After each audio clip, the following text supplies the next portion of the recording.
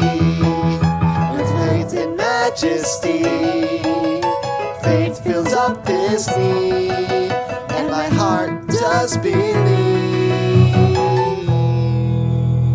Ooh, yeah. Yeah. Yo, good start.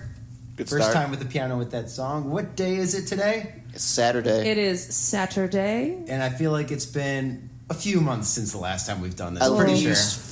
4, I think. No, it was like 2. We did it in May. I Was don't that the remember. last time we did it? Yeah, we I don't just think we didn't actually post released it yet. it. Yeah, we never didn't release post it. I'm not sure if we're ever going to post it, honestly. Yeah, there's a lot of technological issues with that video. Were there?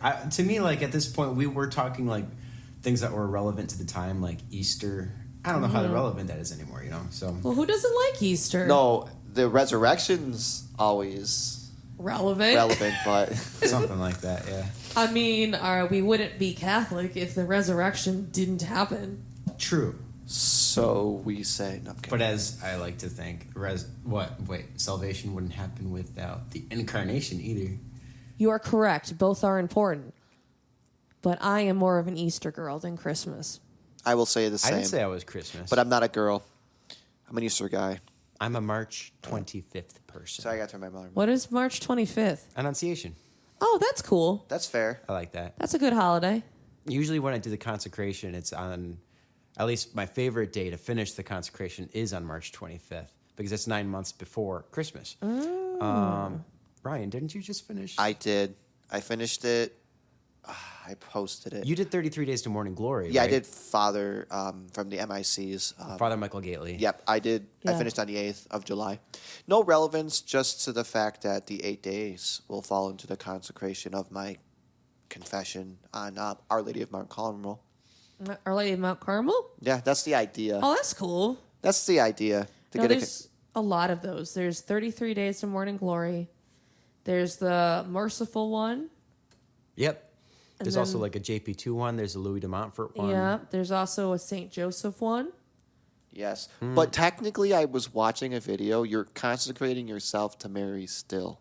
Yeah, it's still through Mary. It's a whole thing. But there's a lot of consecrations out there that you can do, which is pretty cool, and I've done them all. There's also one to the Sacred Heart too. So Oh, I you did can- that one, I think, too. You can do all the 3 hearts. The You could do difference, all that. the And the difference Holy Family. is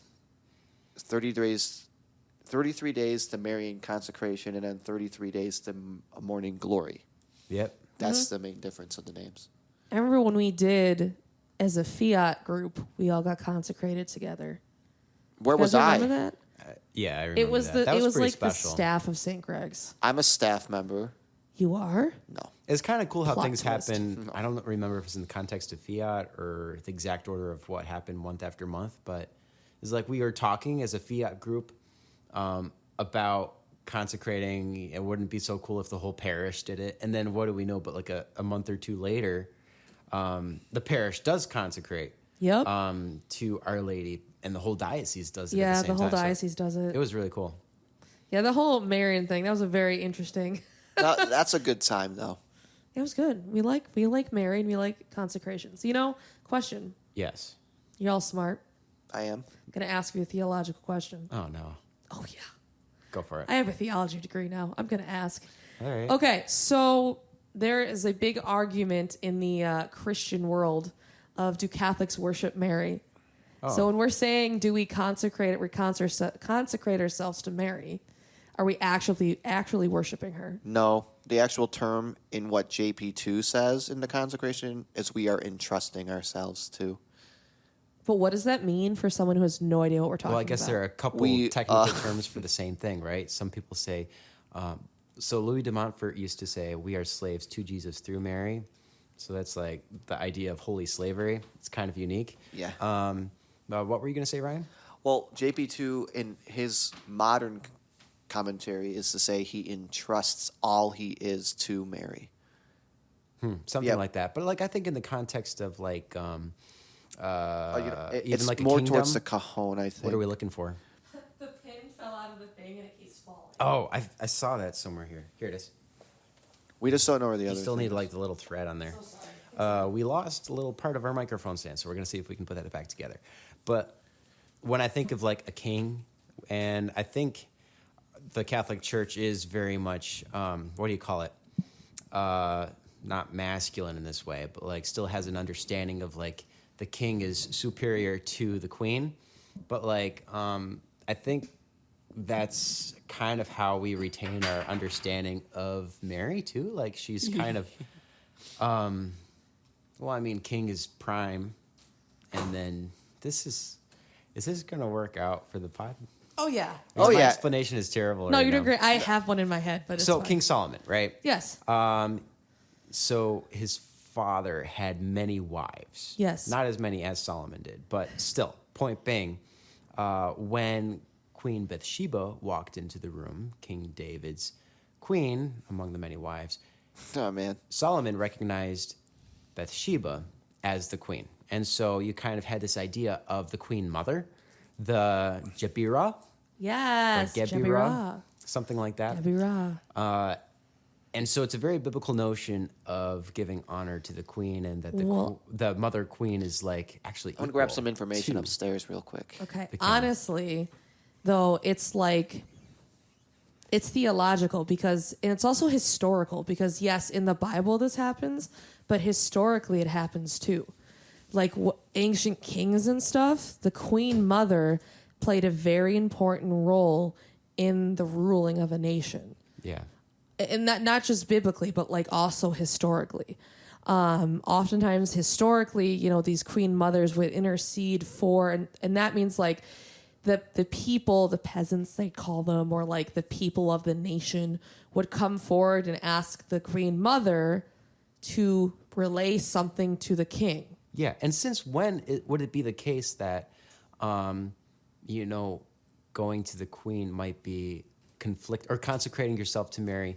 In what scenario would that be a conflicting interest to consecrating yourself to Jesus? I mean, It's they're so because- in harmony. yeah. That's the point. You look at the wedding of Cana. Yeah. So I think it's because many Protestants or other denominations feel that we put Mary at the same level as God, that we are putting Mary at the same level of worship and prayer as Jesus. Like that's an interesting it's equal. distinction because, like, no, Mary is not equal to God per se, but you see that Jesus does give honor to Mary. I would say very similarly to the way probably Solomon did to Bathsheba. So it's like that looks pretty equal, honestly. Yeah. Yeah, but that's why I love Pope Benedict. Like there was a little segment of a reflection he had on the wedding of Cana, and man, that stuck with me so much because he's talking about what happens at the wedding of Cana, where there's that dialogue. And I think we've talked about this before, where he says, "Woman, my time has not yet come," and yes, he's affirming Mary as the new Eve and all this kind of stuff. I think we talked about that before, but like, what Pope Benedict really highlights is that there's communication going on, and ultimately they're both saying yes to the Father's Yes. will at the same time. When I learned that in school, my brain blew because it's like when you originally read that passage, it's kind of like aggressive. Like Jesus is like calling her woman. It's like, what? But it's basically Jesus is asking Mary permission, like in a way. Like if I say yes to this, you're in for the ride too. Yeah, it's like obviously Jesus probably could have done salvation by himself. Oh, he but could have. Chose not to. Yes. He allowed Mary to, I guess, give another fiat in that moment. Mary gave a lot of fiats. I mean, being Jesus's mom was just fiat in general. Like, obviously, when the angel came at the Annunciation, that's a fiat. But also, I feel like every day for her was a fiat. I mean, you are given the responsibility to raise God. Like, that's a big deal. And you lose your husband. Joseph dies at some point. We don't know how, we don't know when, but he just disappears from the Bible. We don't know how old Jesus is when Joseph dies. We have no idea because it doesn't say when Joseph dies. So now she has to fiat to basically raising a child on her own. So single parents, guess what? You got a role model right there. I remember I went in my pilgrimage to France. I went to No, that's the wrong one. I went to, not Parela Monial. That's where, no, I think it was. And it's on the western side of France, fairly close to the ocean, but you don't see the ocean. And that's where St. Louis de Montfort did his ministry and kind of evangelization. And I got to see like where he is buried too. So it was really a cool moment. And there are lots of stories surrounding his life. And he was really a fire and brimstone type of person. And his message was always twofold, kind of rounding back to what we were talking about. We know him as the one who really pushed Marian consecration. But in his missions that he would do to churches, his message was also like fire and brimstone, stop sinning, very much a Jesus message. And then they would erect a cross at the end of every single mission that they would do to. He would spend like a week at one church and then move on to another church and just kind of build up these communities and that twofold message. So it's very much not just why do we worship Mary? It's more like Mary. It's always a two-way street. So Yeah. I mean, Mary's always pointing us to Jesus. She's never like, hi, it's me. And it's never going to change. That's always the way it's going to be. Yes. Like if you go to Mary, there's never going to be a time where like, oh, whoopsie, just this one time she's not going to do it. That's not how it works. Yeah, you look at saints like in the Catholic Church or that have had experiences with Mary, and it's usually like Mary is literally leading them to her son or something. And you have Marian apparitions, which some people are like, they're not real, but Marian apparitions, Mary's always talking about her son. Like, is always like, you should all pay attention to my son. It looks like you're about to play something. Oh, I was just going to play. Ave Maria? No. Yeah, we're talking about Mary, so something like that. I sang that in choir back in the day. Really? That Yeah. particular one or the other one? That one. Yeah, that's a nice one too, Schubert. I was an alto too, so I actually harmonized the entire song. I didn't sing the melody. Oh, how's that? Like, if you were to try to sing it now, would you sing the melody or harmony? I would probably sing the melody. It's been a while since I sang that harmony. Okay. So I'm sure if I like heard it, I could probably pick it up again, but it's been a while. Wait, what about the Incarnate song? I still harmonized to that one. Still harmonized Your that one? song's on the radio, and I harmonized in the car. I was really glad to see, because you sent me like a little video of it. Yep. Because I never hear it on the radio, but you find it. I never found it. Are you serious? And before Yeah. I was super upset because it's like my fourth song and it sounds like it's pretty much my crybaby song. It's like, why would Which you one put is it? that one on the radio? God, my life doesn't make sense. Yeah, that one. Uh-huh. I've heard Incarnate, that one, and there's a third one. I'm so glad to hear Incarnate is on there. That's the best one. Incarnate is played often. It's on the Catholic radio station, and I'm like, Do they ever play Rebuild His Heart? iCatholic Because Radio. that's another good one. no, that one's fun. We did a recording of that. Anyways, do you guys want to introduce what's been going on in general? What's going on? I don't know what you're talking about. What No. are you? Oh, you have a book open. I'm just talking like we didn't formally introduce how's life been. How's life been? Oof. Well, I graduated from college.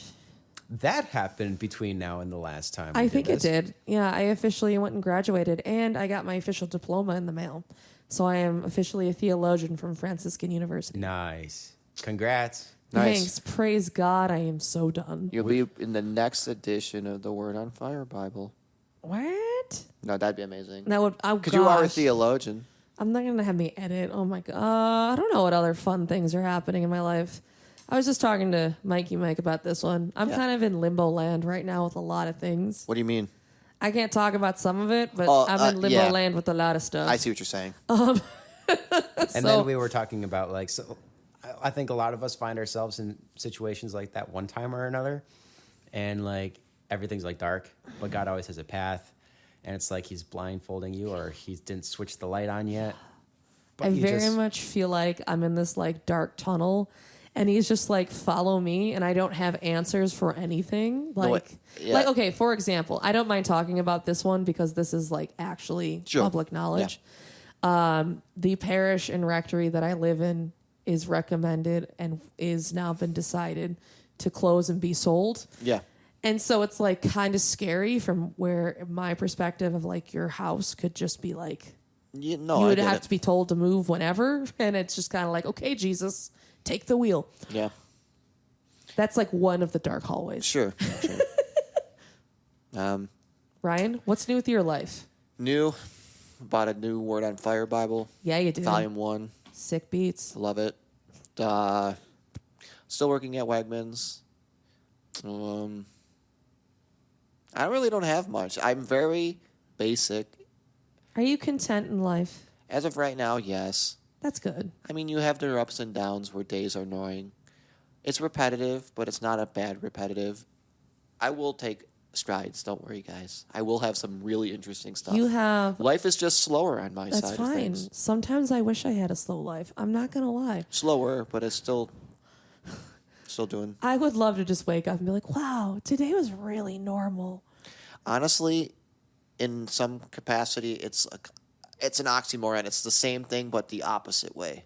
You wish you would have a little bit more to do. You wake up and go, I wish there was something crazy that happened today. No, I mean, like, I wish there was more of an intentional scheduled day, Oh, if that makes more sense. yes. Hey, Mikey Mike. You want to hear about the floor? If you want to hear about something else, then you're going to have to go to drill sergeant mode and pull it out of me because I don't know. It's up to you. I'll start with the floor really quick. Oh, okay. It started with when I first got to this place. I stepped on the floor, and I've always loved being barefoot ever since I was a kid. And so when I first stepped onto this original floor that was in this house, it didn't feel like home. It was just like this like floating floor. Yep. It's very foamy, kind of bubbly. And I finally have had the chance to start actually redoing it. So right now, as it stands, we're in this room and it's half done. I went to Facebook Marketplace, found some beautiful wood in Michigan. So I rented a trailer, went out to Michigan. And you know how it is. Like if you actually want to be able to follow through in a Facebook Marketplace deal, people are kind of reluctant to share personal information too quickly. So I went to Michigan in the hopes that they would actually give the address. And it worked out kind of because I went to Ann Arbor first, and that turned out to be 40 minutes away from where I was supposed to be. So correction, I went to the correct place and then found the person who was actually a carpenter, installed wooden floors. And then I looked at the wood, and lo and behold, it was actually nice. Oh, that's good. Thank It goodness. looks great. It's actually overflow wood from a Catholic monastery. Okay. He didn't tell me what monastery it was. I asked if it was Dominican sisters, and he said no. So I at least know it's not from the Dominicans in Michigan, the famous ones. Oh, I see what you're saying. But still from a Catholic monastery of some sort. And it was one of those things where he had extra wood and he couldn't return it because it was a special order. So I was able to get 440 square feet. And lo and behold, it wasn't quite enough for the whole thing. So the kitchen and the hallway does not have the same wood currently. So once I realized that, halfway through installing the wood into the floor with all the tools, which has been really cool. It's been actually really I know how interesting. to officially install a floor with tools that I've bought because it was cheaper to buy than to rent. So now I can do floors. Then there was this whole Lowe's thing because I don't like Lowe's anymore. I'm never going to buy wood from there because first they gave 6 boxes of the wrong wood. Like, why would you put oak when you order hickory? That doesn't make sense. That's a problem. And then the next week, they were supposed to do the correct order, and I opened the boxes, and it looks like junk wood. It literally looks terrible. And I'm not just being picky. It looked really bad. It looked And like I I saw wouldn't it too. install it if someone gave it to me for free. So I'm still kind of in limbo land like you, except I can't put my foot forward on a new floor quite yet. I guess I'm waiting for God to turn on the lights and then hopefully get a good order. Sorry, that's not the same life situation as yours at all. Yeah, I'm not trying to belittle your floor problems. Yeah, but it feel feels that. so good. It I feels want a good roof under over your my feet. head. I'll be fine. Sorry, that's dramatic. Listen, world. We're in the time of year where you can look at the stars. Come on. But that's the thing is like where I live, it's so beautiful and like, it's just sad. The whole situation that's happening in our diocese right now is really sad. Yeah, I mean, We were just talking talking about about it earlier today, and it's like, we're racking our brains to see like how is there a path forward, you know? Yeah, I mean, I think this whole we're gonna go there, guys. This whole diocese is in that limbo. This is in this like very difficult. Yeah, How low and if we were to can you quickly go? apply, I guess what we were just saying, like you Yeah. just got to kind of like trust that the Lord is guiding, that He is going to set the next steps Mm-hmm. in front of you, even when you don't see it. Like, God must have a plan and He's a path for gotta. the diocese. I like to So, say the phrase, if he's taking you to it, he'll take you through it. Yeah, it yeah. has a nice rhythm and rhyme to it. That's the whole point. I like that. It's an alliteration. Well, if any, okay. I love alliterations. Oh goodness, you are a music person that writes songs, so that would make sense. What was weird when I went to the Adirondacks, I Yes? climbed Whiteface on my bike. How So does one do that on the a first, bike? I did it Oh, man. twice. The first day I did 2,000 feet worth, and the last time I did 3,000 feet worth. But I found myself, I was talking to the camera because I brought my 360 cam and all that. And I found myself starting to speak in alliterations while I'm huffing and puffing up this thing. I was like, oh man, wow, this really is natural to me. Yes. But yeah, no, for anyone who doesn't know what's like happening in the Diocese of Buffalo out there, because I'm sure we have a lot of people that listen or watch this. I don't know. Our diocese has been under struggle for I don't even know how many years at this point. At least four Yeah, years. I was going to say. Our diocese declared bankruptcy, restructuring bankruptcy. There was a whole bunch of scandals with priests and victims and things like that, which did not help bankruptcy. And we've been in this kind of battle of trying to figure out how to navigate through. Part of this battle has been the road to renewal, which means that parishes are clustered together. Like, I don't know how else to say it, but clustered together. Yeah, grouped. In families where they were supposed to share resources, including priests and various things. And unfortunately, our diocese is in a decrease of vocations, and we don't have enough priests for the amount of parishes that we have.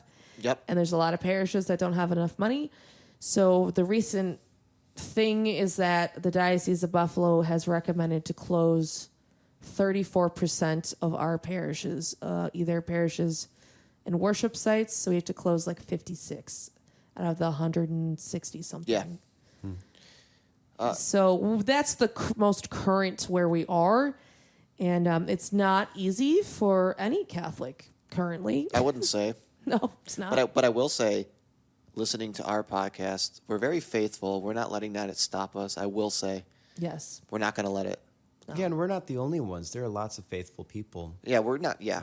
Yeah, we're not like the lone Catholics in all of this. Yeah, I think there are, like, one of the, I guess, difficulties or struggles is just like the court system is so slow. Okay, so first thing is positive. The Catholic Church here in the Diocese of Buffalo is 100% transparent now. Yes. Now, yeah. That's amazing. Like, I wish people could really hold on to that positivity, because now, as far as the original scandals went, there is a policy in place to, make sure that everything is known and taken care of properly. And done correctly. Done correctly. Yes. And sometimes they're hardballing it. Whatever that means, they're going to do it correctly. Yeah. So that's the positive. Yeah, there is that is a positive that came out of this. Yeah.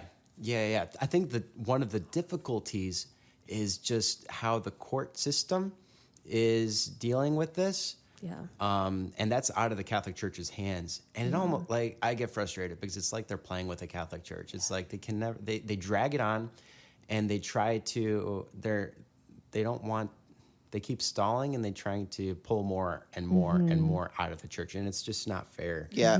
So. And I mean, the church has been cooperative. Like, a lot of people are blaming the church and the bishop, to be honest. They're like, the church isn't being cooperative. No, the church has been, I know, I work for the church. I know how cooperative they have to be. And then we there's get those- audited all the time. I know.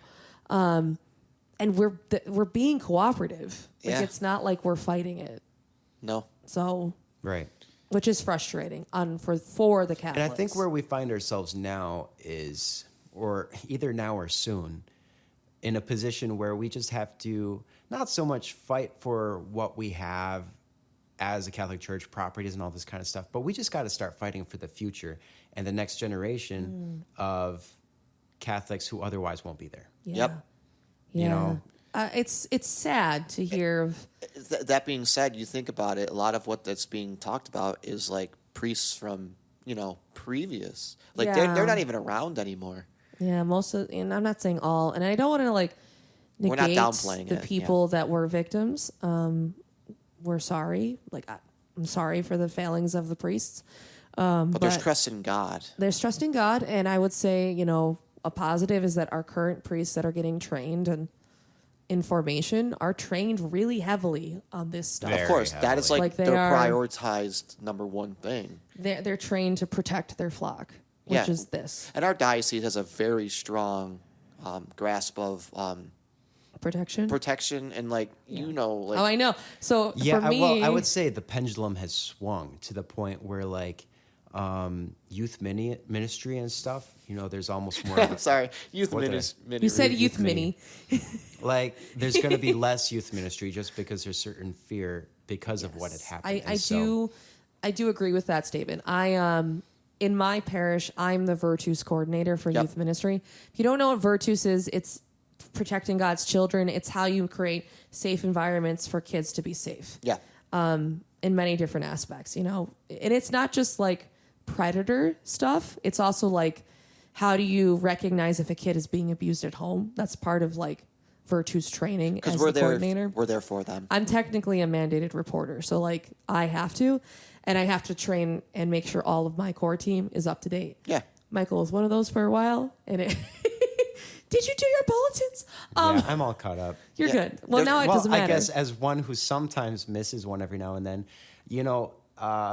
hopefully that gives some idea as to how on top of everything you need to be. Because if you start Yes. to fall behind, You get suspended On a and you monthly- can't work with youth. exactly, and there's a chance you'll have to be retrained. Yep.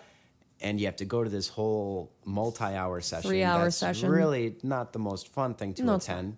It's important. But yeah, so It's important. I mean, so that's my job. My job is to like keep track of all of the volunteers in youth ministry, that they're up to date on their bulletins, Yeah. background checks, recertifications. Is everyone that's part of it trained? Like, I'm in charge of all that. Yeah. And it's a lot. Like, we're very protective. And I would even say, like, when I was a kid in youth group, so Yeah. I'm 30 years old. And so so this is like 15 years ago, I think so, when I was first starting to come to youth group, things were very different. Like, it was a very different time in youth ministry. I was allowed to get into the car with a youth minister to go get tacos. I remember. Like, now I can't drive kids anywhere, which is fine. Like, I want to protect them. That's fine. But it's become very, very strict. And a lot of people are fearful. There's a fearful side of working with youth or teens or wherever, because you don't want to be accused of anything, and then right. it blows up. There's this saying that goes around, unfortunately, in the Catholic Church now, that youth aren't worth the liability.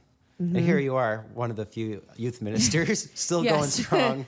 and he's not wrong. I've actually heard this out of multiple people's mouths. Like, adults in the parish that are like, is it really worth it because of the liability?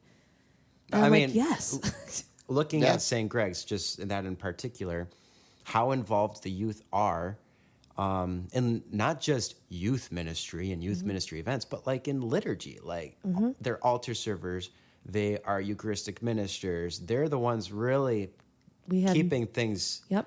afloat. We have music and ministers. like we more have- than some of the yep. adults, honestly. Yep. We have music ministers, altar servers.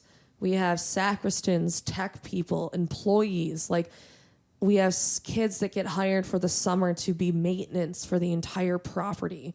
Like, we've got catechists, we've got confirmation sponsors, we've got school teachers that were like, they were youth kids, but now they're young adults. Like, Yeah, and it's like a- that it's a big saying- deal. It's like It's a that, big deal. It's like that saying goes, we often think of the youth as, the future of the church, but no, they're the It's now. present.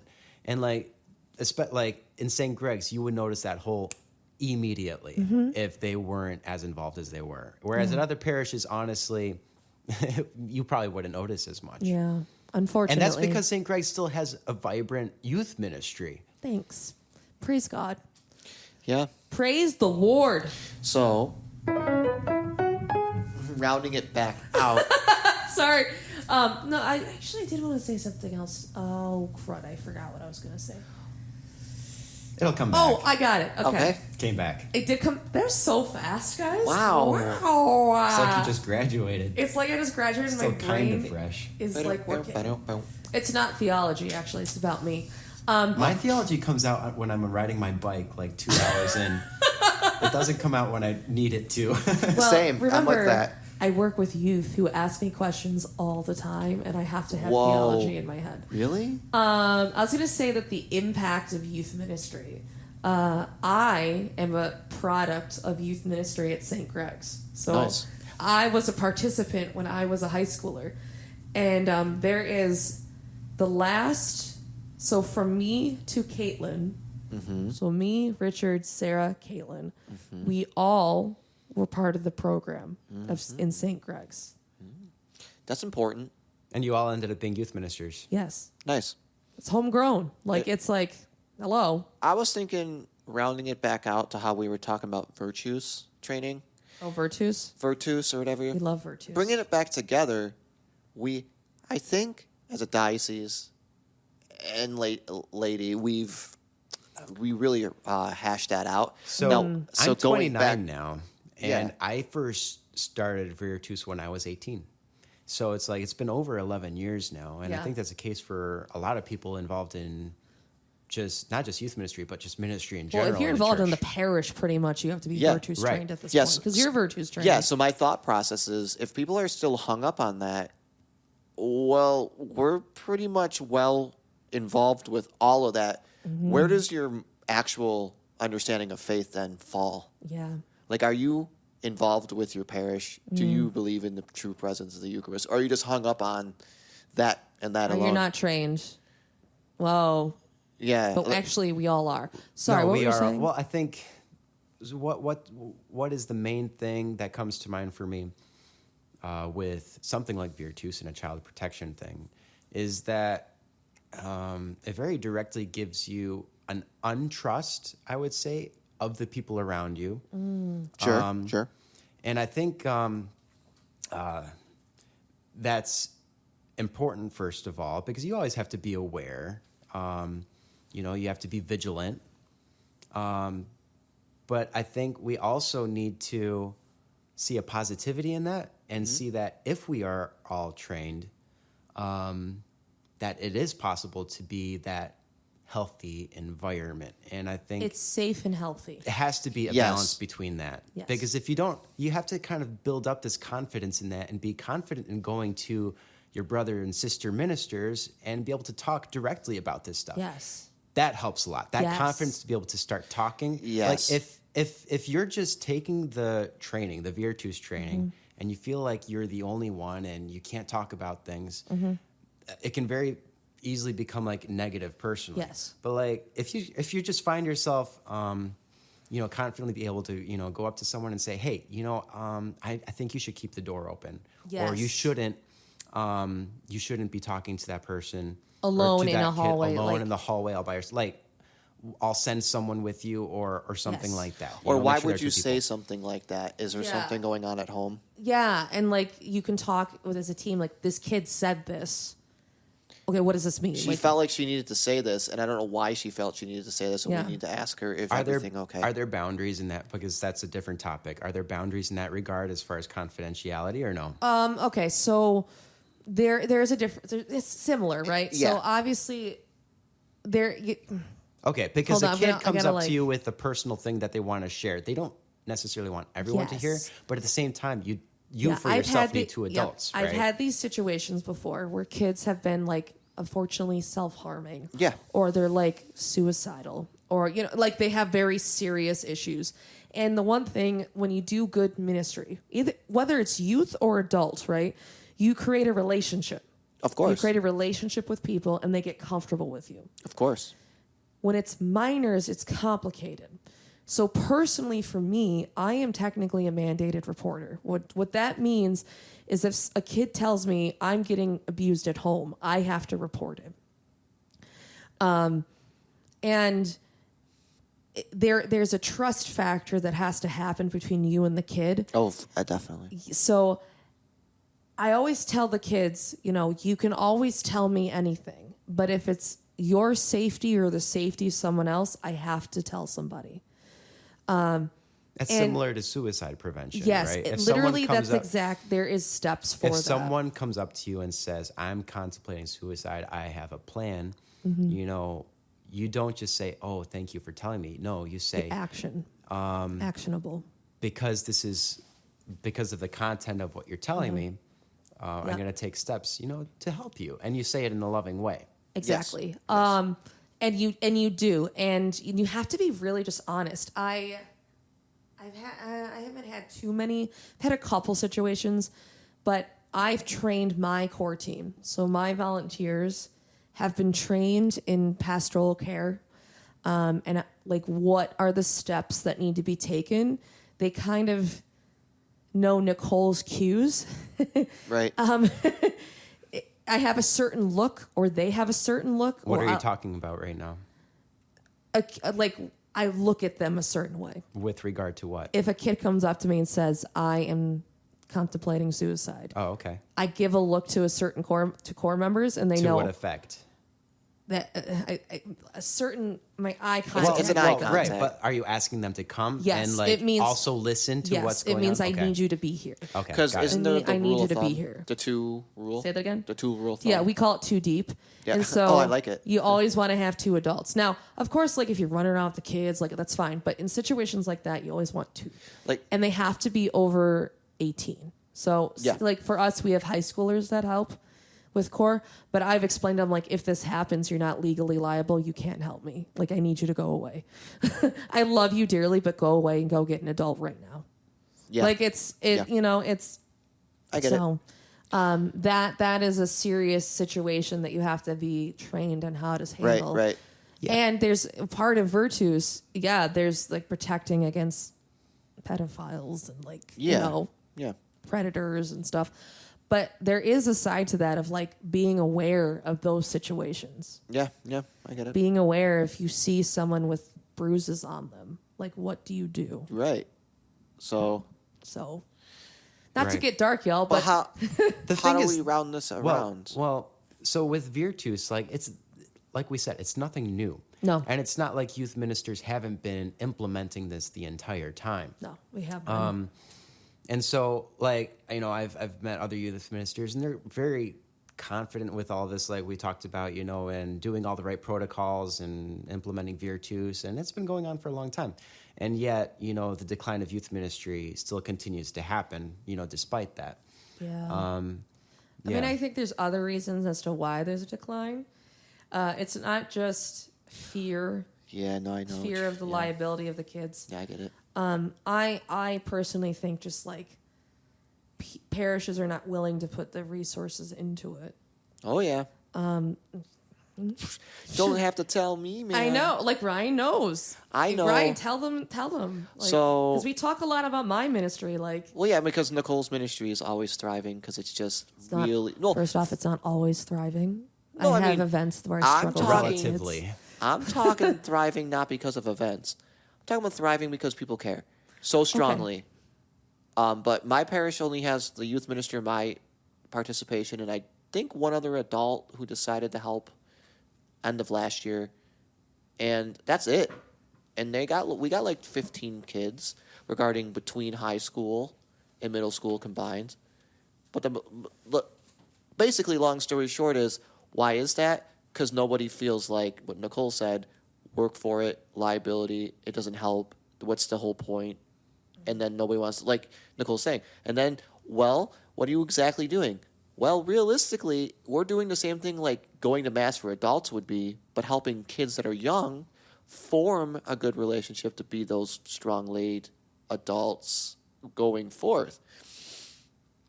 So, I mean, in my parish, I see it like all the time. Like nobody wants to participate because they don't feel like what is the What's the reason? What's the motivation? what is it? Why does it? What does it mean? What's the intentionality? Like, oh, I just don't really like these people. Well, and some of it is like people don't understand what youth ministry is. they'll never grasp it fully. You know, I have been told multiple times that I'm a glorified DRE. In a way, You know and youth pastor. Yeah, I'm a youth pastor, and that's like the same thing. And I'm like, no. You know, I'm not religious ed, so I teach about the faith. Yeah, we do. You help with family programs sometimes. I do sometimes, but that's what I'm saying. Like, we we're a have the separate ability to department. do some of these things. Yes, I teach about the faith, but the difference is the relational side. Yes, You are right. You're building relationships with these kids so that they feel like they're part of a community and they just keep being part of it. The way I really quick along those lines, Yeah, the way yeah, I yeah. understand youth ministry is, you know, there's between whatever age, 10 and 18 or roughly whatever, there's so much development that happens. And there's so many milestones that these kids, life milestones that these kids are reaching, achieving. And to think that during that entire time, they might not have just a Catholic witness Yes, or someone to walk with them. exactly. You know, Yes. yes. That that's is literally huge. it. That's it right there. That is, if my job was to literally just show up to a kid's life and be a role model, an example, and someone who actually believes in the teachings and actually like lives it, cool. That's my job. Because if they go Boom. and grow to the age of 18 and have none of that, Mm-hmm. they're going to look back and say, like, what relevance did the church or faith have in my life? Exactly. Yeah. That is 100%. And literally, my- they'll be able to say nothing. Yeah. And data has shown, like, because of course part of my job is we like study the data. Or data. Or data. We study this, and it is Daddy. data. Oh my gosh. The data. Dida. Oh, we're gonna keep going. We're going to go cry. The data. Rise of blades. My goodness Oh my gracious. goodness gracious. We're doing great. The data, whatever. The data the do? statistics have shown that if someone doesn't have at least 3 people in their life that show the faith, they're gone. You're talking like altogether, like Catholic faith thing. Like, yeah, if they don't have 3 role models in their life, they're out. They're not Catholic. I got 4. That's good. But no, seriously, and these kids do not have this. And this is my job. My job is to create a community where they have Catholic people that they actually feel comfortable with and like, you know, practice. And they're like, whoa, you're cool. And wow, I could do this, man. Oh, for sure. So, this is a story that you've never heard. I don't think I've ever shared. Okay. Plot twist. It was Nice. kind of coming out of COVID, but really COVID doesn't have anything to do with it. I was at a church back in my hometown area. It was a small church, no youth ministry, no nothing. And I just remember attending Mass. And towards the front, there was probably like a teen, I would say was his age. And he was sitting there. And later after Mass, I heard that he was very interested in the Catholic faith. But what was unique about him was he was wearing a mask. And it wasn't just like a COVID mask. This was a face mask. And I'm sure he had nothing to do with, like he was going to gun the place down or anything. It wasn't that type. But what I imagine it being is that he saw something in the Catholic faith that was true and beautiful, but like, who knows what type of situation he is coming out of, you know, in high Yeah. school. I The see. fear he might have with his peers and, you know, just the inability to be able to relate to someone and actually believe in, you know, a good Christian relationship. And I don't know if anybody actually reached out to him. Like, to think that a youth minister wasn't there present to kind of like talk to him even. That is the perfect It's example of Literally, that's the example. That's it right there. That's It's- why I have a job. That's why I do what I do. Now, granted, I work with the younger ones, but the issues are getting younger anyways. So, yeah. It's starting younger. It's starting in 5th grade. It's crazy. Yep. But that's youth ministry. Youth ministry is to encounter the kid where they are and get them to Jesus. I emulate Mary. Yeah. Not Full to bring it full full circle. circle.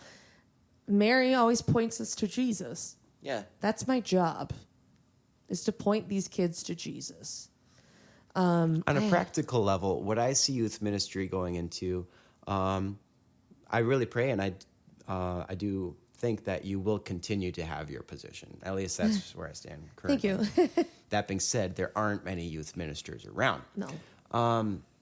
I just wonder if youth ministry or ministry is in general, like other ones, like let's say people who lead rosaries or do Yeah, why don't we talk Pastoral about associates. Yeah, what about all like of these other Yeah. how many other ministries are kind of like lacking in So people power staffed? right now? Staffed, yeah, exactly. I would, staffed wise, because all those other ones, that doesn't need to be staffed. Right. Like, honestly. those are just side hustles. Kind of, yeah. Those are They're ones devotional. run by lay people, like Right. voluntarily. Catholic schools, I know that's different, but it's a ministry. They're lacking in teachers all the time. Okay, so let me present what I was going to do originally, and I don't think it'll hold, but I'm going to present it anyway. Okay. Like, I see everything moving in a direction where people have already their, income jobs that are separate from the church per se, but then they, in their own time and in their own volunteer capacity, really facilitate these ministries. Is that possible with youth ministry, or is that not really a possibility? No.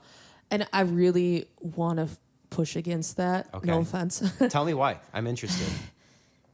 You need a paid person to do what I do, because there is inner workings to youth ministry people don't understand. For example, I had a situation this last year where one of our youth families' houses burnt down. Okay?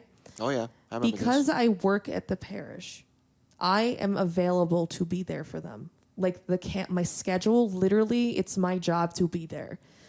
I am full-time establishing relationships with nothing else getting in the way to get there and be there for that That's family. exactly why when I volunteer at my parish, my youth minister says, "Can you attend to X, Y, and Z?" I go, "It's not my job to." So it's unfortunate.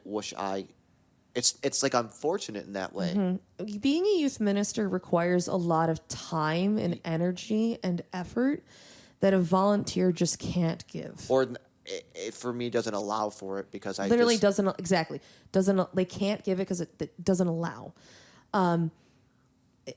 It requires a lot of like personal time and sacrifice when you have these situations you have to take care of, but it also requires you to, plan a lot and be present on campus and just like be there. That if you had another full-time job, you couldn't be. It really stinks, and that's where I'm at right now. That's why I'm contemplating my job the way I do all the time, because you want to be present to what you really want to do, which would be if you were full-time able to get a job out of it, then I would be like, Yeah. flip the switch right on. Yeah, and you really have to, the coordinating of core teams, so volunteer teams, the coordinating of the content you plan, coordinating and planning retreats and events, that takes up a lot of time That's and like a lot studying of an hours. exam. That's like an exam. It's a full-time job, and many people don't believe youth ministry is a full-time job. They think you can do this part-time, but if you want a fully functioning, effective youth ministry, you got to hire someone full-time that's going to actually spend their time sitting there thinking deeply about the content, forming a team, because I tell my core members all the time, I love the children very much, but I can't help all of them all the time. I'm at a youth night, and if I have 30 kids at a youth night and they all have problems, If you look at successful companies, a lot of them will, if you hear the CEOs or people who are in the development stages of the companies talk, they'll often say 2 steps forward, 1 steps back. Mm-hmm. And it's like they're putting so much energy and there's limited returns. Yes. But I feel like youth ministry is the same thing, where is. you have to put a lot of energy into it. And you do see some returns, but maybe it's not perfectly balanced, Yeah. It might be that type of, you feel like you're giving more and receiving less. But ultimately, that's how you move in that Yes. successful or positive direction. That's what I'm saying. And I think, I think a lot of times people can, just set youth ministry aside because they're expecting a one-to-one ratio You know, relationship of That's a lot of the because, people. you money know, put into it and Yeah, energy and exactly. events put on, but that's not how it works. Yeah, the difference here, like religious ed, right? There is a automatic, like, fruit. Yeah, automatic sacraments. reward. Yep. You get Boom. the first communion. Look at all these kids that got confirmed. Good job, Family Faith. They crush it, by the way, crushing it. Besides, but there yeah. is right away a fruit that you see. Right. That's I don't why. have sacraments. No, I mean, Like I don't have tangible things like that for the church to be like, wow, they're being really effective. Yeah, if anything, it's you put on a big event, which took a lot of work, and then the kids come back up to you and the volunteers, and you're like, when's the next one? You know? Exactly. it really is a it's thing. literally it. Like the retreat high. I mean, you know, we have, okay, St. Greg's has 6,000 families, 5,000 something, right? Sure. Sure. We had a high school retreat of 15 kids. Statistically, that's horrible. That's bad. Right? I'm not saying what we're doing is bad, but statistically on the outside, And I think a lot of bad. parish leadership would say, oh, we're going to cut it. exactly is what has happened. Because it's the low-hanging fruit and it's the easy thing to get rid of and to not give resources towards. Yeah.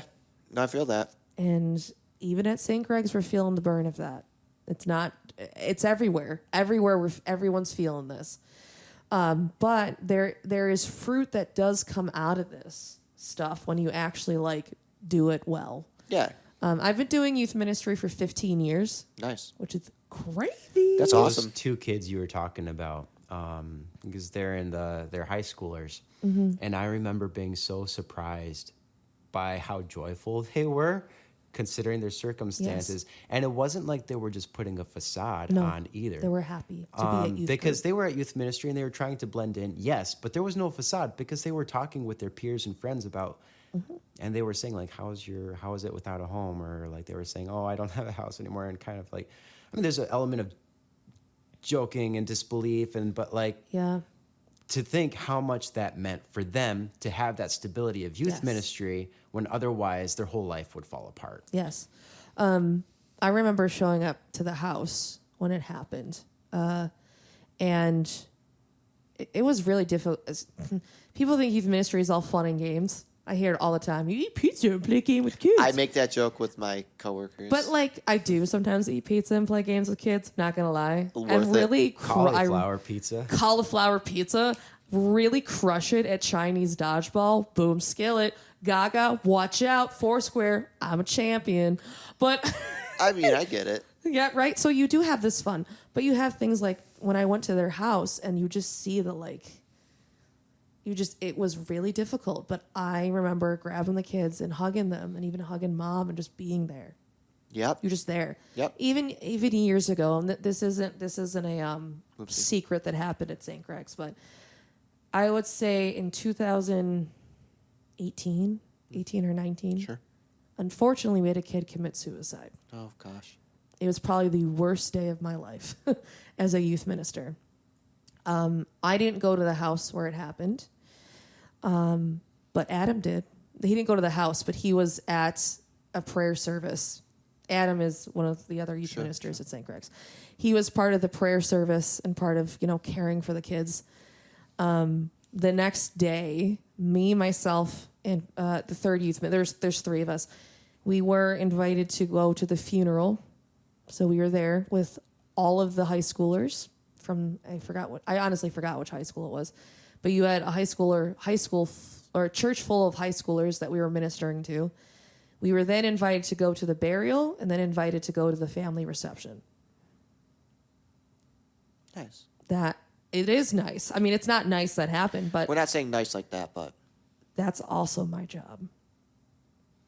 It's got the tough moments. Yeah, really tough moments. It's not all silver lining. So No. no, but you just have fun and play games. Yeah, we just have fun and play games. But, we do. I mean, we do. I don't want to negate the fact that we have a lot of fun in youth ministry.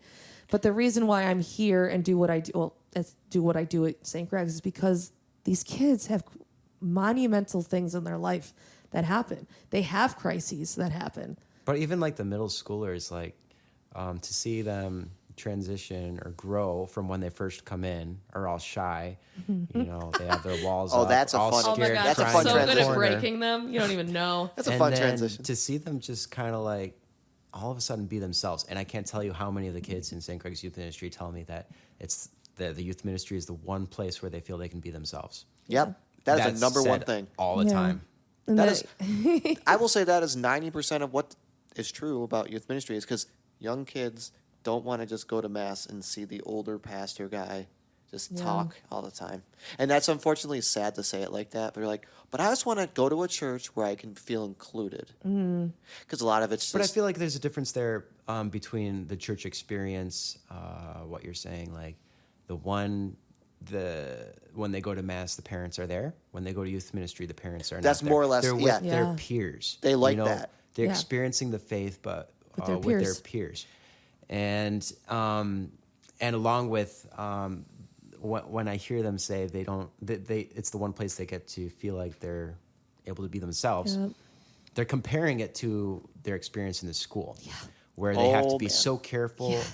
where they're getting nothing but hurt, or they're just nasty kids all around, and like as much as you can't be the minister that thinks, oh, well, you should just be the way you are here, also at school. They do They have need to to be protect careful. themselves. They do. They do. They Because for sure they're going to do. move on from elementary school to high school, and all of a sudden it's a completely new crowd, and there's social I don't know, social things at work that they just need to protect themselves and just go to youth group where they can be themselves and It's totally eventually true. find, hopefully in life, in young adult or whenever they actually get their feet on the ground, actually be themselves. Yeah, it's really beautiful.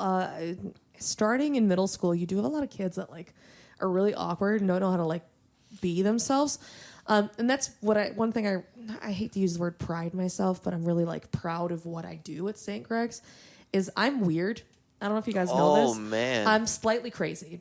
And and I have no shame of being an absolute dweeb in front of these children. And so when they come to youth group, they're like, oh my gosh, I can be a dweeb too. And we all dweeb out together. And it's just you let them be a kid. Would you almost and- call it dweebology? Like its Dweebology? own, like its own thing. And it seems so little, but I'm like, I'm going to yell their name when they come through that door because they're going to feel welcomed whether they like it or not. And if they don't like it, works. they're gonna grow into it. Well, literally They every do grow year into it. It's they incredible. do. Yeah. There's kids that will literally run away from me when they come to youth group. Oh, yeah. And then they don't stop going. So here's a legacy. Yeah, story. man. Legacy. Yep. Okay, 15 years ago, I started doing youth ministry as a core member myself. I Yep. was not hired yet.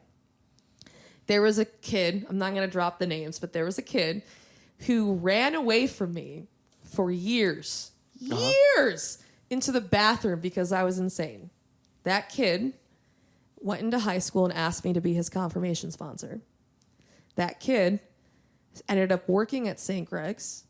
That kid is a tech person, not a full-blown whatever, Sure. but super involved and is now happily married in the Catholic Church, and I was at the wedding. Oh, I know the answer. It's pretty obvious. Something like that. Yeah, exactly. That is a moment you do not get a lot as a youth minister. No, That's cool. Another one, I have another girl who started in middle school. Had some stuff happen. Some stuff. life. Life stuff. Yep. Middle school's not easy, if you guys didn't know that. Well, I remember. Oh, it's rough. I also am her confirmation sponsor. Oh, yeah, She's now seriously discerning religious life. nice. And I don't say this to be I'm so great, because it's not me. It's Jesus. Like Mary. You're just a messenger. Just turn around. You're just Mary, a messenger. I'm just like Mary. Go to Jesus. Have fun. I just want to really do it to help you get there. Yeah. I'm just going to take your hand, chuck you at Jesus. Would you say there's almost a full circle to this whole thing? How are we getting to this point where we got there? Us. You guys? Us, yeah. Now, how does this pertain to us? Full circle? You two? No, just Well, in general. I guess to full circle it, as far as life stuff, I have been involved with, youth ministry for a few years now, but I'm actually going and applying to a new job at this time. So like I'm moving into a future where I'm not going to be involved like at St. Greg's, definitely not the same way. And so that's why I'm looking at like, you know, how can I give a donation to continue to support, Yes. you know, Thank maybe you not so with time much. and talent, but like just with like, wait, what's treasure? Treasure, that's the other is one. what they always say. So, Listen, you know, people, we can always give something. listen, we could always use treasure in youth ministry, let me tell you. No, Because we have no money to do anything anymore. Actually, simply put, treasure is important in general. How Yeah. is a building's got to run? It's not. You gotta pay for the lights. Oh yeah, we just go to mass. I mean, in what a tore building. me up was when I heard that Life Teen wasn't going to be able to provide pizza. Going back to pizza. Oh, all youth ministry is pizza. You know what? Life Teen should be pizza. Honestly, those kids should be able to be happy. I in know. that way. Hospitality. Yeah. So that's why, you know, I told Yeah. Caitlin, I was like, I really want to give a donation, and so I'm still waiting to give it because We're working on it. waiting on the right time. Yeah, So- working on it. Wow, this is a crazy. I feel like we've been talking for like 3 hours. I don't even know how long we've been talking, but It's 10. what? We're doing okay. So I But don't we know. can try to round it out. I Yeah. mean, I have to go home at some point, but yeah. If anyone ever listens to this podcast, I don't know how many people listen to this. I will advocate tooth and nail for youth ministry because I am so tired of it being dropped. I am so tired of the youth not being important in parishes. And if they're like, no, we care about the youth, we want them involved, how are you doing it? You can't just put a flyer out and say, come be an altar server. You have to try. And that's why I'm here. Yeah. And So I'm getting real fired up. I'm Oh, so I get sorry. fired up all the time. Here's a prime example for me. And I don't mean to make this sound judgmental. I'll just make it basic. Friends. They were like, I was involved as core team, but why is there an importance to be Yeah, that's involved? what like Life Teen keeps gravitating towards too, is like those small groups that when they get to talk to each other about, you know, deeper stuff, you know, Yes. meaningful stuff. And there is that level of youth ministry that seems superficial. Oh, these are just fun and games. And I know that right now the fun and games is different than like what it was like when I was in youth group, like where the fun and games were like messy games and stuff. Not to say you don't do We it, still but do like, messy games for middle school. that's Water all games we were ever fun did looking. when I was in youth ministry, and I kind of like we never did small groups per se, but like I think that's a great addition, yes. you know. So Yeah. Yes. I want to round it out, I guess, in my perspective, is that there's a serious nature to the whole youth ministry, as Nicole's saying. It's got to be taken seriously or else it's going to be washed away. And that is why an employing someone is important. Yeah, it's kind of like if you build a sandcastle and it just gets washed away by the water. You can't build it Yep. by just like quickly doing it. That is why having an You got to be employee serious about it. that takes it, like, I'm not saying volunteers don't take it seriously. Okay, Oh, I love Nicole. my volunteers. Yeah, Nicole. Don't you leave. I love you all so much. No, Nicole, you know me. I know you, bro. But they have other responsibilities. You know, my volunteers work full time. They're parents. They have young children. Oh, They have their high school students, their college students. Their primary responsibility is not running Edge with me. It is helpful. Praise God they're there. But my primary responsibility is now making sure youth ministry is functioning and doing well, and we're okay. Yeah. An employee does that. But what I will say, when it's lacking, your participation needs to be fully attentive. Like volunteers. Yes, you can't just pretend to put on a facade as a volunteer either. It's very important. Like that's my thing because I have people that quit on just the fact that there's no success. Ministry is hard, and like here's a primary example. Prior to COVID, middle school nights, I would have 30 something kids. Yeah, right. Coming out of COVID, hitting 10 was exciting. That's what I'm saying. That's good. Like, and people can look at me and say, wow, Nicole, you're really failing. You stink as a youth minister. And I'm not going to lie. All you can say in People air have said quotes that is to me. there was a pandemic. Yep. People have said this to me, like, wow, you're really not doing well. Oh, thank you. Really appreciate that. Yeah. But if you bail the second it gets hard, the evil one's won.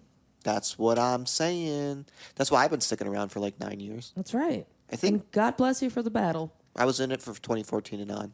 Let's go. Like I went to high school there, Praise through God. it, and then volunteered 2016 and on. Something like that. Something I don't like know. Math. Oh. Yeah, and it's not going to get easier. And I think a lot of parishes, they're like, well, I don't want to try to fight because, like, we're all closing anyways. Okay. Do you want to know why you're closing? That's right Where's there. your youth? No, and that's what you just. I'm sorry. That's harsh, but like you got to get the youth. I will and say- you got to get employees in there that actually will focus on them. I agree, and also the fact that you said, "Well, we're failing, so let's continue not to work on it." That's right there, never going to help itself. No. Sometimes Okay. you got to eat dirt to like. I mean, grow. what always I love dirt. amazes me is how much people can do without money. Like Yeah. just a good bit of volunteer work. You can put on incredible events. You can put on these big fish dinner fundraisers. You know, you can do so much with people that are committed. You know, I'm not saying That's anything about the staff and youth ministry, but I'm Yes. just saying like with youth, you know, you put the energy into it, and you know it's worthwhile. Yeah, Yeah. this past year in youth ministry, like a lot of our budget was cut. Everywhere's going through this. It's not special to us. And our parents and our families stepped up like no one's business. Oh, the last young adult ministry retreat. Young adult ministry, it was basically sponsored. And I can't talk about like who and why or how. But that was it was that was sponsored. crazy. Like people are stepping up to help, which is amazing. And again, it's another sign when you have a active youth ministry, an active presence of youth, people want to help. Because they see it. I don't know about you, but when I see a nice young adult individual in public being very polite, there's a sense of something. This is great. Something's positive. Yeah, it brings a lot of hope to people. Yes, something's I get positive. annoyed by how many old ladies say, "Oh, you're such a young, faithful young man." But you're Oh right. my that gosh. That creates a lot of positivity for Yes, them, yes. to say the least. They they feel something about it, and that's because we are dedicated to Yeah. positive change. And, And the funny thing, like, And it's like I just want to ask them, like, "Are you surprised? Like, isn't that the expectation here?" Come like, on. that's what we want, but we don't want but you to they like are, see it. Like, they are surprised. Surprised. Why are they surprised? Because young people don't go to church. I literally got that today with a coworker. It's like, Like, what, this whole what's your thing. what's like your thoughts and beliefs? And like, I'm like, I'm Catholic. I'm church Catholic. is for retired people who have nothing better to do anymore. Pray to rosary. Wow. That's the hot take, though. I know that's the hot take. I know, but That's literally what it is. Hashtag youth ministry changes that. That's what it is. That is what it is. That's what it. That's what it is. That is what it is. I'm not perfect. I am the least perfect youth minister you'll meet out there, but like we try really hard. Youth ministers work their butts off to try to get these kids in know. the pews. And even you got to kind of, I would imagine as a youth minister, I did it in my capacity as music minister to kind of secure a place for, make sure that the kids know that they belong in the mass. Like, because otherwise they can actually get very easily kicked out because, oh, there are some older people that don't like this song. Or they don't like the way something is being done. Or they don't like how the kids are squirming the whole time. And like, they have every right to sit in that pew, and because they're uncomfortable, squirm a little bit. Yeah, And I'm not okay. Let's just clarify: we're not against older people going We to mass. love we older love our people at parents. mass. We love parents. We love adults. You love grandparents. You better get to mass. We need you because if you're not praying, it's all gonna explode. Yeah, I mean, Jesus only said, let the dead bury the dead, but yeah. Oh my gosh, that's so bad. Oh snap! Oh snap. Oh snap! But we're just saying, as it consensus, younger people unfortunately will last, like Michael said, longer. Oh my gosh. So we need to keep catechizing and Yeah. keeping it moving, or else we don't want the momentum to slow down. And there's such a statistic like less people are signing up for religious ed to get sacraments. And, like, it's just That's funny. it's really hard to do. What my do we? job. What do we ultimately want to get at? I don't know. Jesus is cool. Mary's awesome, and support youth ministry. What do we really That's ultimately? that's it. That's what I got for you. And we just want faith to be fulfilled and Yeah. continued, and we don't. This was a very unexpected conversation. We love it, though. We didn't even I'm know we were so gonna go sorry I here. got so into it. I just get really fired up about youth ministry. So do I. is cool. I like you were talking about the whole getting like failing in hard times. Like that's a thing for me. Like you can't just bail. Anyway, I have to remind myself every day that I'm not a failure of a youth minister. So like I don't like the bailing aspect. Anyway, on that, Jesus is cool. Mary is awesome. Hail, Holy Queen. Hail Yeah. Holy Queen. Youth ministry is cool. Thank you do for it. all for listening. Don't forget to subscribe. I mean, And we have a like. Patreon if necessary. Please, like the please, music please. video, watch that, Yeah, and share this podcast with all your friends. I have a question. Yes. go ahead. Would you think, all of y'all listening to this, if we made a little like CD of our best hits, and if that sounds bad, of your favorite praise and worship songs that we do? Yeah, Just kind of have fun with it. Yeah, I think that'd be cool. that is the question. Cool. and if Hail you Holy- guys actually like this stuff, please let us know. yeah, We're really like seriously want to know. we're just tangent all the time. Okay, let's do Hail Holy Queen. All right, in the name of Father, Son, Holy Spirit, Amen. Hail, Holy Queen, Mother of Mercy, our life, our sweetness, and our hope. To thee do we cry, poor banished children of Eve. To thee do we send up our sighs, mourning and weeping in this valley of tears. Turn then, most gracious Advocate, thine eyes of mercy towards us, and after this our exile, show unto us the blessed fruit of thy womb, Jesus. O clement, O loving, O sweet Virgin Mary, pray for us, O Holy Mother of God, that we may be made worthy of the promises of Christ. Amen. Amen. In the name of Father, Son, and Holy Spirit. Amen. Bye, guys. Bye, guys. Thanks everyone. See you Thank next time. Yep, subscribe if you like.